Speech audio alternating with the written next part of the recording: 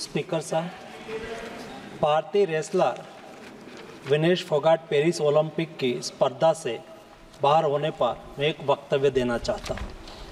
भारतीय रेसलर विनेश फोगाट को तय कैटेगरी में ज़्यादा वजन 100 ग्राम होने की वजह से पेरिस ओलंपिक से बाहर होना पड़ा है। विनेश 50 केजी की कैटेगरी में खेल रही थी।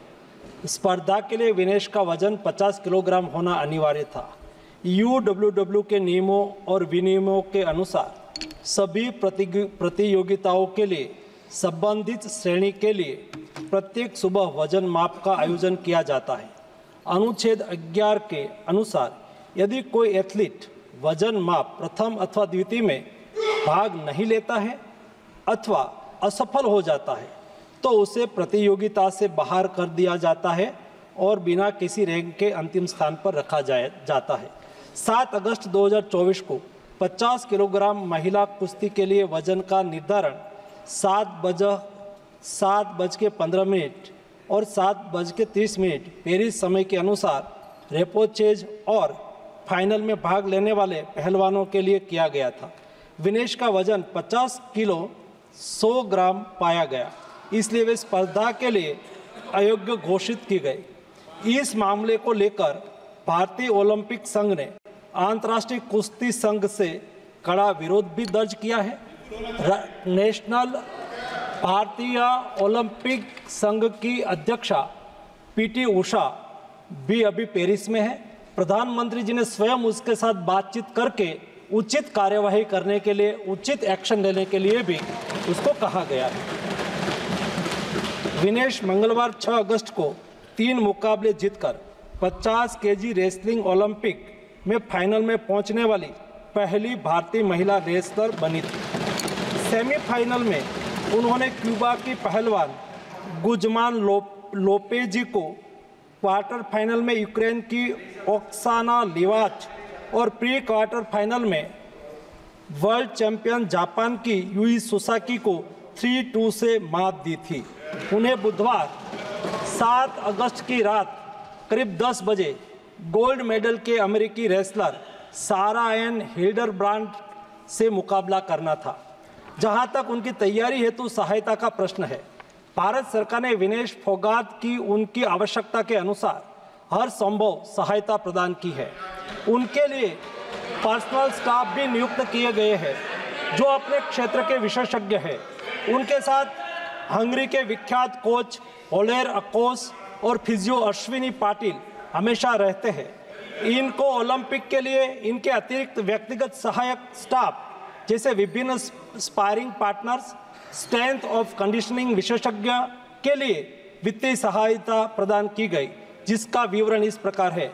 ओलेर अकोच कोच के रूप में उसके साथ थे, वैन पैट्रिक लॉम्बार्ड स्ट्रेंथ और कंडीशनिंग विशेषज्ञ, अश्विनी जीवन पाटिल फिजियोथेरापिस्ट, मयंक सिंह गरिया स्ट्रेंथ और कंडीशनिंग विशेषज्ञ, शुभम और अरविंद स्पारिंग पार्टनर।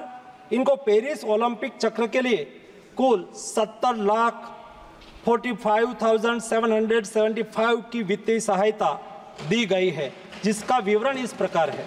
स्पेन के ग्रेट पिक्स में भाग लेने के लिए वित्तीय सहायता, साथ ही 3 जुलाई से 13 जुलाई 2024 10 दिन तक मैड्रिड स्पेन के अंतर्राष्ट्रीय प्रशिक्षण शिविर के लिए अतिरिक्त वित्तीय सहायता। इसके अलावा फ्रांस के बुलोन-sur-mer में पूर्व ओलंपिक प्रशिक्षण शिविर के लिए अतिरिक्त सहायता की है।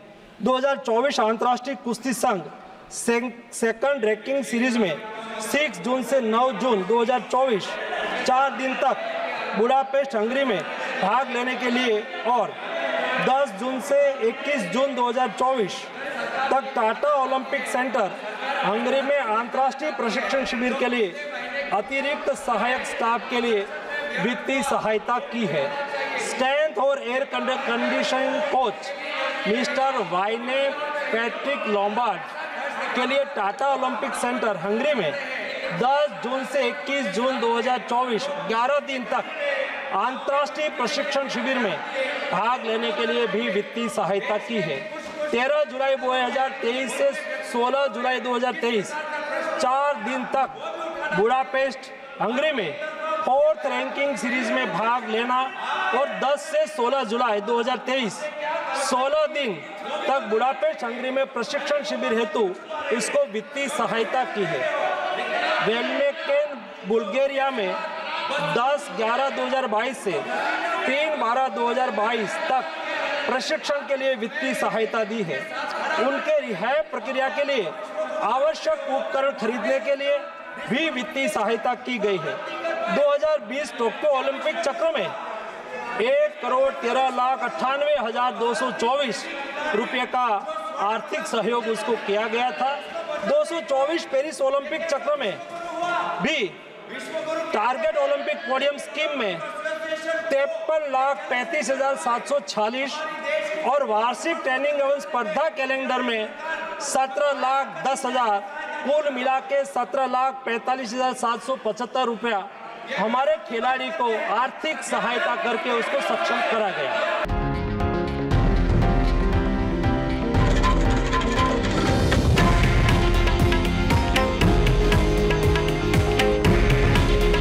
हे आहे देशातील नंबर 1 न्यूज नेटवर्क आणि आपण पाहत आहात TV9 मराठी।